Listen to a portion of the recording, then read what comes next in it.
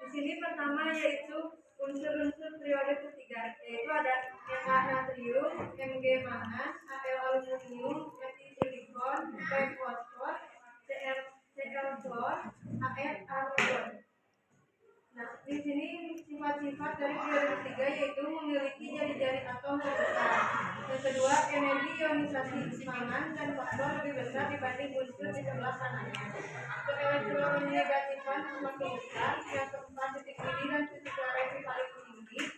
Yang kelima, sifat logam semakin semangat berperang. Yang keenam, sifat basa semakin lemah dan asam semakin kuat. Pembahasan yang kedua yaitu pemanfaatan unsur periode ketiga.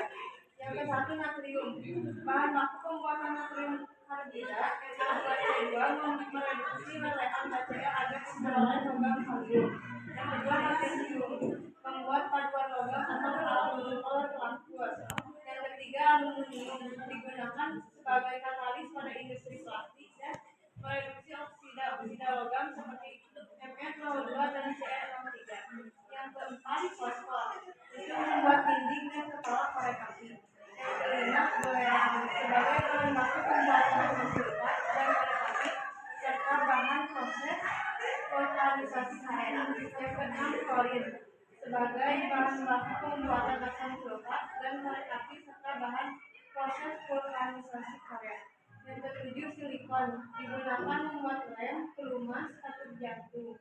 Silikon cair digunakan untuk operasi retina, yaitu sebagai perangkat cara pemasangan retina yang terlepas dari posisinya. Nah, selanjutnya yaitu reaksi dengan air. Yang pertama itu ada natrium.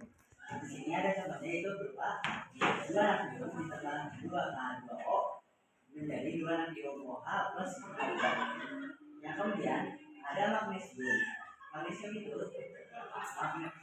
Mg ditambah 2H 2O menjadi MgOH2 tambah 2. Kemudian ada aluminium.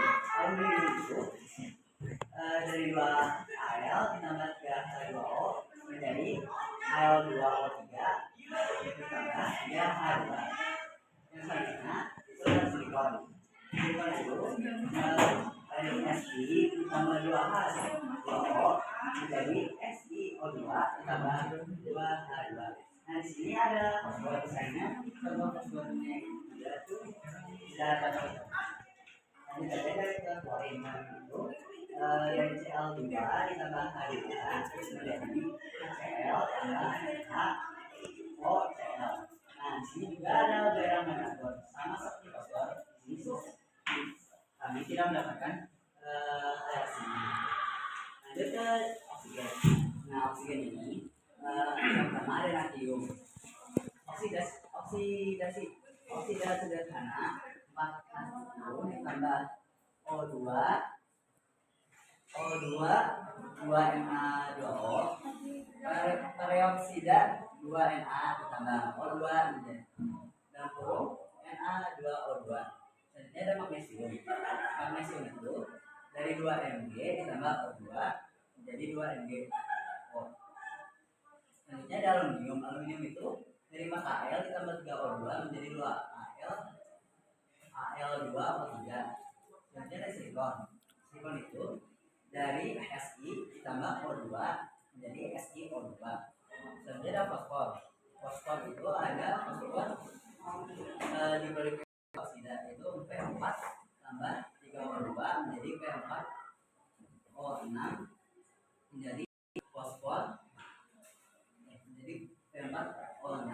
Selanjutnya ada fosfor yang berikutnya itu oksida itu P4 ditambah 5O2 jadi P4O1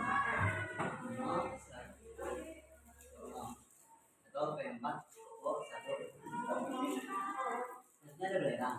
Belerang itu dari S atau sulfur ditambah oksigen menjadi SO2. Dan terakhir ada argon dan klorin. Lainnya seperti mereka bertiga, tapi kami sudah berusaha sebaik mungkin untuk mencari reaksinya, tapi saya tidak. Selanjutnya akan dilanjutkan oleh akan menjelaskan tentang reaksi dan sifat nitrogen. Di sini ada reaksi, yaitu NH4 NO2 sama dengan NH4 NO2 menjadi N2 plus 2H2O. Terus ada sifat juga yang memiliki 4 ciri. Yang pertama ada kurang reaktif, yang kedua memiliki sifat aspesian, yang ketiga memiliki sifat inert, yang keempat cukup mudah menguap. Terus selanjutnya dijelaskan oleh Malcolm. Pengertiannya, nitrogen adalah sebutan bagi sekelompok unsur yang tidak mengandung logam, memiliki lambang N dengan nomor atom tabel periode unsur 7. Unsurnya nitrogen tidak memiliki warna, biasanya jernih ketika berada dalam kondisi netral dan tidak mengandung logam sedikit. Fungsi dan manfaatnya: 1. Penyusun klorofil, 2. Penunjang tumbuhan, 3. Penyusun asam amino, 4. Industri farmasi, 5. Industri kimia, 6. Industri produksi makanan dan minuman, 7. Kegiatan medis, dan 8. Industri otomotif. Dan selanjutnya akan dijelaskan oleh Muhammad Jibril. Materi terakhir yang akan kami sampaikan di video kali ini yaitu mengenai oksigen. Oksigen adalah unsur kimia yang memiliki simbol O dalam tabel periodik dan nomor atom 8. Merupakan gas tak berwarna dan tak berbau dan sangat reaktif. Sifat dari oksigen itu sendiri ada 3. Yang pertama, gas diatomik. Gas diatomik ini disusun oleh molekul yang memiliki 2 atom. Contohnya H2 dan O2. Yang kedua ada reaksi. Oksigen sangat reaktif sehingga terutama ketika terlibat dalam proses pembakaran. Dan yang ketiga, berat jenis lebih berat dari udara sehingga memungkinkan terkumpulnya di lingkungan lebih rendah seperti limbah.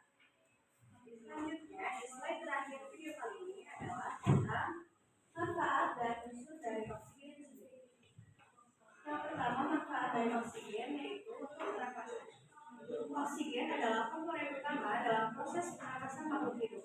Organisme menghirup oksigen dan mengeluarkan karbon dioksida sebagai hasil dari respirasi.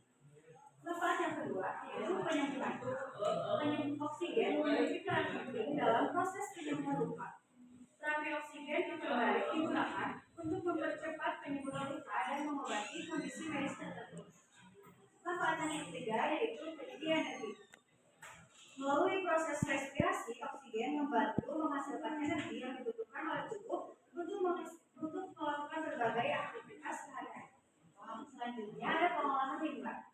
Oksigen digunakan dalam pengolahan air limbah untuk mendegradasi polutan organik dan menghasilkan air bersih yang aman. Terakhir ada manfaat oksigen dalam bidang pertanian.